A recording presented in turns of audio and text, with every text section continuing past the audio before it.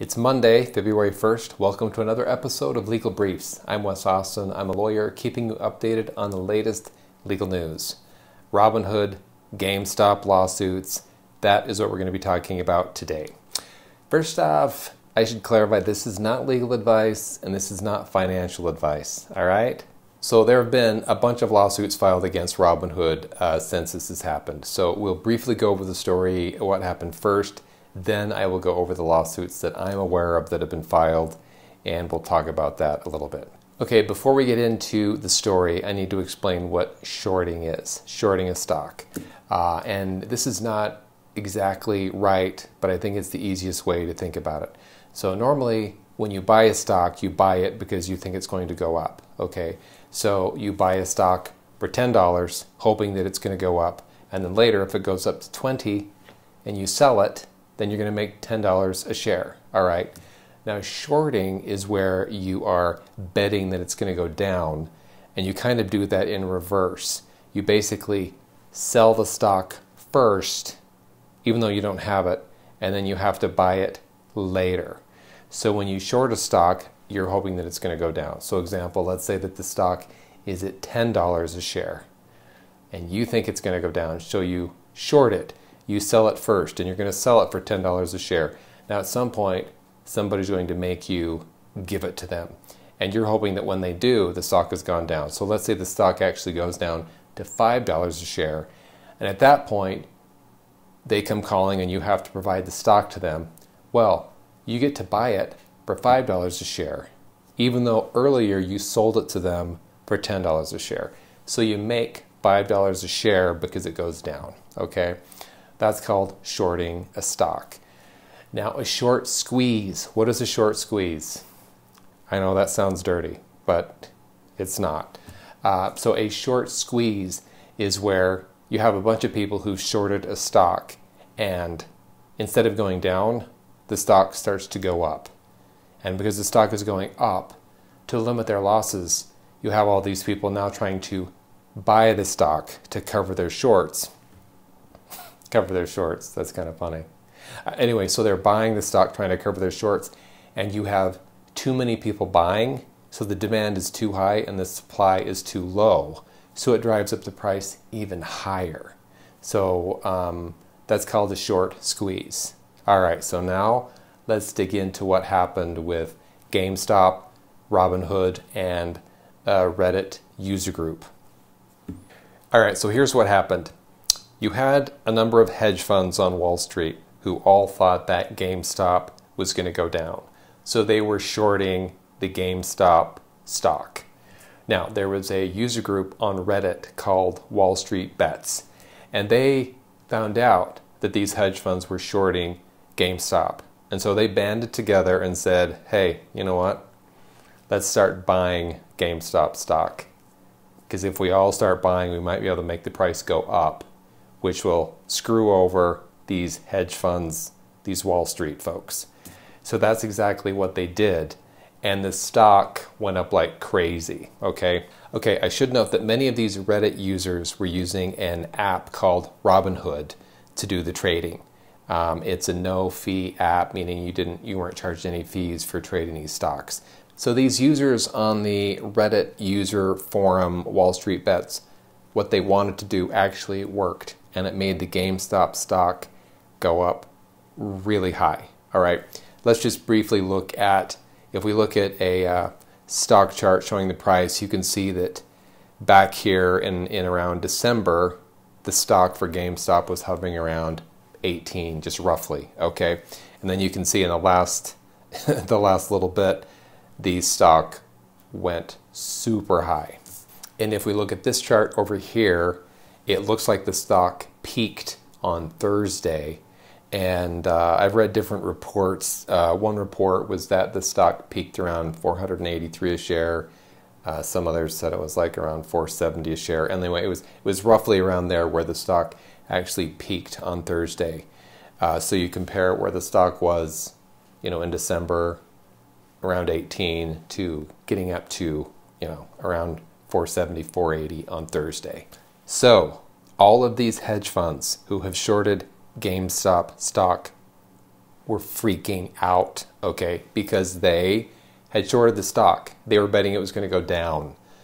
And instead of going down, it went up, and it went way up.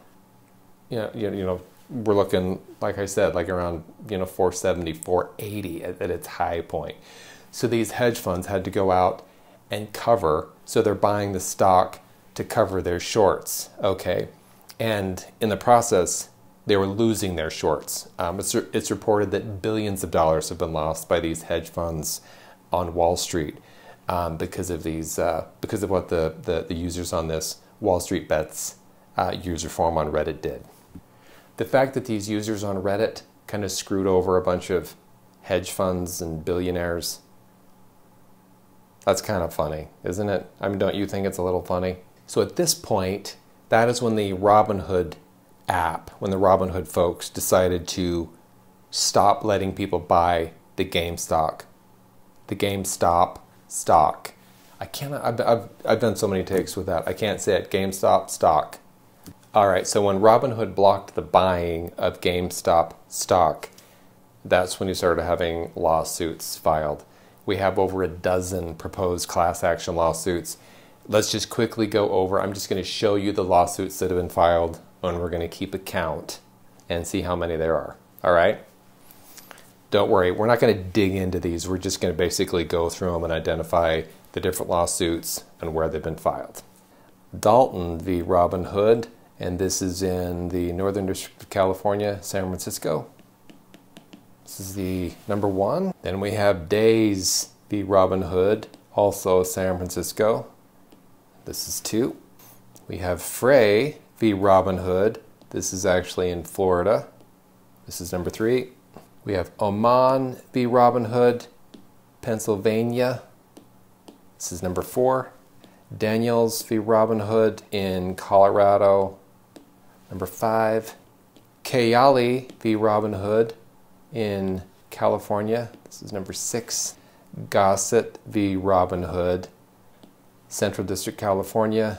This is number 7. Norzai v. Robinhood. This is in New Jersey. This is number 8. Courtney v. Robinhood. This is in Florida. This is number 9. Gatz v. Robinhood, Northern District of Illinois. This is 10. Weig v. Robinhood, Northern District of California. This is number 11. Nelson v. Robinhood. This is in New York. This is number 12. Schaff v. Robinhood. This is in Florida, Tampa Division. And this is number 13. Ziegler v. Robinhood in Connecticut. This is number 14. Zybura v. Robinhood, New Jersey. And this is number 15. So at the time of me putting this together, I found 15 lawsuits that have been filed. I believe most of those, if not all of them, are proposed class actions against Robinhood.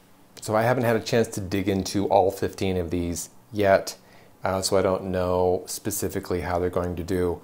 I think there are a couple of hurdles that they're going to need to get over, and they come from the user agreement. So the user agreement that users need to agree to become users of Robinhood. This user agreement, which is on their website, I saw 2 kind of hurdles that people are going to need to be able to get past. And the first one, let's go ahead and pull up the user agreement. The user agreement says, Robinhood may at any time in its sole discretion and without prior notice to me prohibit or restrict my ability to trade securities. So that's one provision that seems to give Robinhood the ability to do what they did. So that's at least a hurdle that people will have to try to deal with in order to have these lawsuits move forward. Now, another hurdle that I think people are going to have to get past, if we look right here, this is an arbitration clause, which is basically said that the users have agreed to waive their right to sue the company, and they have to go into arbitration. And I believe it was in the state of California. So those are a couple of hurdles that people will need to be able to get past, I think, as they try to move forward with these lawsuits. Again, this is not legal advice. I haven't really spent time digging into all of these complaints, but those are just a couple of things that popped up as I was looking at this. So a lot of people right now are asking, did anyone do anything wrong? Did the people from this Reddit user group, did they do anything wrong? If they did something wrong, then what about these big hedge funds, banks, brokerages? Are they not doing the same thing that the people on the Wallstreetbets were doing? Is that different somehow? Are they the same? We have some politicians now getting in on this. We have both sides kind of agreeing that, hey, there's a problem here, we need to do something. So I will try to keep an eye on this and keep you posted. Thank you for watching. See you next week.